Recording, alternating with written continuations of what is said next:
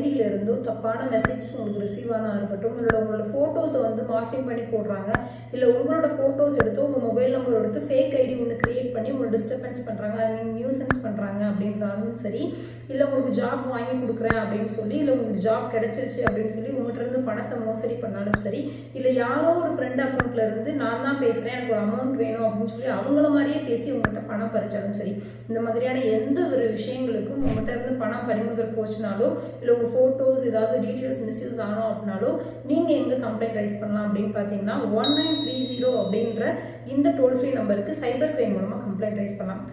அப்படி இல்லைனா நான் சொல்கிற இந்த ஆப்பில் போய் கம்ப்ளைண்ட் ரைஸ் பண்ணலாம்.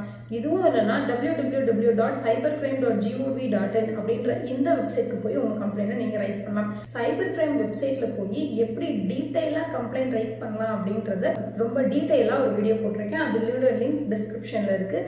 ஸோ அதை பார்த்து நீங்கள் யூஸ் பண்ணிக்கோங்க.